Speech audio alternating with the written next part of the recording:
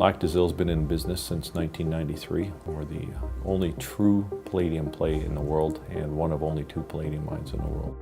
Palladium's used for catalytic converters in automobiles. 75% of the globe's palladium goes into catalytic converters. We're about a 6,000 ton a day mine right now, and we've got a life of mine that'll push us out about 9.5 years.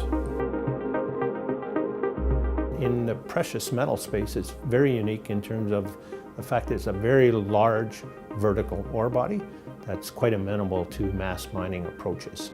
We've gone through a fundamental mining method change. We're now using a version of sub-level cave mining, and we converted a blast hole mine to a sub-level cave, which has only been done a few times around the world. So that's been a fundamental change. It's allowed for a much more consistent production rate.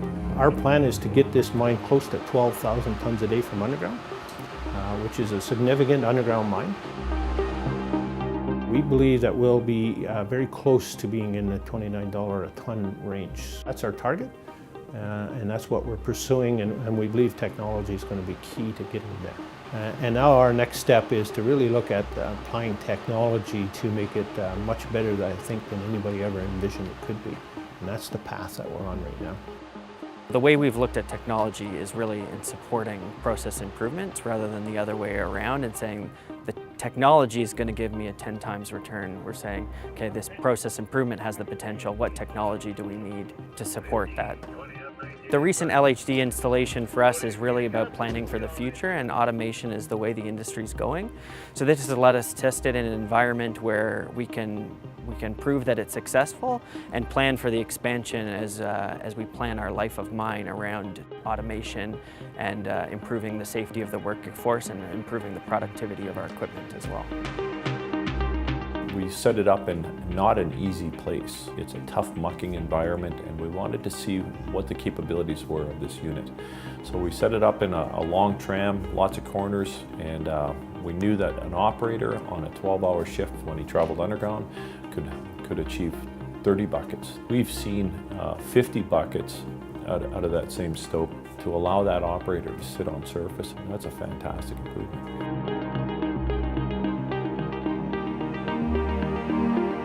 Moved 1,600 tons of material out of that stope in a 24-hour period. It's probably over double what we would normally get. We were confident that we would hit 1,000. The forecast was 500 at the time. We were hitting targets that we'd never seen before out of that level. We started commissioning inside of 60 days. Commissioning took about another week, and then we had 2 weeks on the demo and then made the decision to purchase. I saw the value in buying it before we even hit the end of the 2-week period. The automation has come in as we progressively move forward as the logical next step to start grabbing those couple of hours every shift that is now lost with people changes, equipment movement, blasting times, etc. To be able to muck in between shifts and keep those machines going, it doesn't take very many trucks and buckets before this thing pays for itself very, very easily. If I can get 3 truckloads in between those shifts, this thing will pay for itself within months. The beauty of our ore body is it's very gradational. So we have a lot of lower grade resource that if we can get that mining cost down, that becomes part of our reserve, and we can increase how much we mine on a daily basis, but how long we're going to mine as well, because it is quite a large tonnage resource. We're looking at applying that automation technology to make some of those lower grade reserves profitable for us. We're already seeing some benefits because we are moving more material from the location that we put the one autonomous LHD in. And now our goal is to figure out how to apply that on a broader scale.